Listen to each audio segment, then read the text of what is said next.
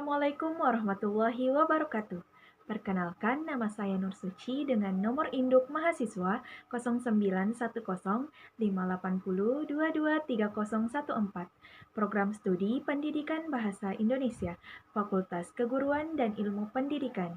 Dengan mata kuliah Pendidikan Anti Korupsi. Dosen pengampu Dr. Sam Hermansyah, SPD, MPD. Selamat menyaksikan. Bab 1. Pengantar Pendidikan Anti Korupsi. Pendahuluan. Korupsi adalah perbuatan yang bertentangan dengan norma dan nilai-nilai yang berlaku dalam masyarakat. Korupsi dapat merugikan negara, perekonomian, dan masyarakat secara keseluruhan. Korupsi merupakan masalah kompleks yang memiliki banyak akar penyebab. Beberapa faktor yang dapat berkontribusi terhadap terjadinya korupsi antara lain: yang pertama yaitu lemahnya penegakan hukum. Kurangnya penegakan hukum yang tegas terhadap pelaku korupsi dapat mendorong terjadinya korupsi.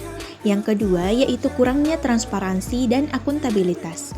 Kurangnya transparansi dan akuntabilitas dalam pengelolaan keuangan negara dapat membuka peluang bagi terjadinya korupsi. Yang ketiga yaitu budaya yang permisif. Budaya yang permisif terhadap korupsi dapat membuat orang lebih mudah untuk melakukan korupsi. Yang keempat yaitu gaji yang rendah. Gaji yang rendah bagi pegawai negeri sipil atau PNS dapat mendorong mereka untuk melakukan korupsi untuk mendapatkan penghasilan tambahan. Yang kelima yaitu kurangnya pendidikan anti korupsi. Kurangnya pendidikan anti korupsi dapat membuat masyarakat kurang aware terhadap bahaya korupsi. Selanjutnya, kita akan membahas tentang definisi dari korupsi. Menurut Undang-Undang Nomor 31 Tahun 1999 tentang Pemberantasan Tindak Pidana Korupsi, korupsi adalah setiap orang yang dengan sengaja dan melawan hukum melakukan perbuatan memperkaya diri sendiri atau orang lain atau suatu korporasi yang dapat merugikan keuangan negara atau perekonomian negara. Korupsi dapat didefinisikan sebagai penyalahgunaan kekuasaan atau wewenang yang dimiliki oleh seseorang untuk keuntungan pribadi atau orang lain. Korupsi dapat terjadi di berbagai sektor, baik di sektor publik maupun sektor privat. Selanjutnya yaitu tipe-tipe dari korupsi. Yang pertama yaitu korupsi suap, memberi atau menerima suap untuk mendapatkan keuntungan. Yang kedua yaitu korupsi penggelapan, menggelapkan dana atau aset yang dipercayakan kepada seseorang. Yang ketiga yaitu korupsi penyuapan, memberi atau menerima suap untuk mendapatkan sebuah keuntungan. Yang keempat yaitu korupsi penyalahgunaan wewenang, menyalahgunakan wewenang untuk keuntungan pribadi atau orang lain. Yang kelima yaitu korupsi nepotisme, memberikan keuntungan kepada orang lain berdasarkan hubungan keluarga atau kedekatan. Yang keenam yaitu korupsi pencucian uang, mencuci uang hasil korupsi agar terlihat sah.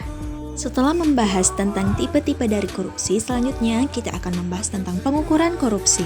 Terdapat 3 pengukuran korupsi. Yang pertama yaitu Indeks Persepsi Korupsi atau CPI. Yang kedua yaitu Global Corruption Barometer dan yang terakhir yaitu Corruption Risk Assessment. Baik, saya akan menjelaskan tentang Indeks Persepsi Korupsi atau CPI.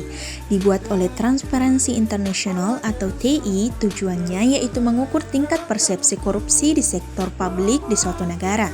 Adapun metodenya yaitu survei terhadap pakar dan pengusaha di suatu negara untuk mendapatkan penilaian mereka tentang tingkat korupsi di sektor publik.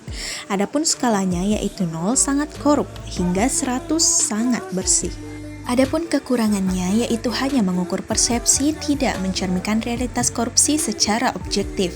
Survei mungkin bias dan tidak mewakili semua kelompok masyarakat. Adapun kelebihannya yaitu memberikan gambaran umum tentang tingkat korupsi di suatu negara, dapat digunakan untuk membandingkan tingkat korupsi antar negara. Yang kedua yaitu Global Corruption Barometer atau GCB. Dibuat oleh Transparency International atau TI dengan tujuan mengukur pengalaman masyarakat dengan korupsi. Adapun metodenya yaitu survei terhadap masyarakat umum di suatu negara untuk mendapatkan pengalaman mereka dengan korupsi, seperti suap, gratifikasi, dan pemerasan. Adapun skalanya yaitu beragam, tergantung pada pertanyaan survei. Adapun kekurangannya yaitu pengalaman individu mungkin tidak mewakili realitas korupsi secara keseluruhan. Adapun kelebihannya yaitu memberikan gambaran tentang bagaimana korupsi memengaruhi kehidupan masyarakat, serta dapat digunakan untuk mengidentifikasi sektor-sektor yang paling rentan terhadap korupsi. Dan yang ketiga yaitu Corruption Risk Assessment atau CRA dengan tujuan menilai risiko korupsi di suatu organisasi atau sektor dengan metode yang beragam tergantung pada organisasi atau sektor yang dinilai. Metode yang umum digunakan termasuk wawancara dengan karyawan atau pejabat. Adapun kekurangannya yaitu membutuhkan waktu dan sumber daya yang banyak untuk dilakukan. Adapun kelebihannya yaitu dapat membantu organisasi atau sektor untuk mengidentifikasi area yang berisiko tinggi terhadap korupsi dengan memberikan informasi yang berguna untuk merancang program pencegahan korupsi. Baik, itulah tadi pemaparan materi dari video pembelajaran yang berjudul Pengantar Pendidikan Anti Korupsi. Sekian dari saya. Wassalamualaikum warahmatullahi wabarakatuh.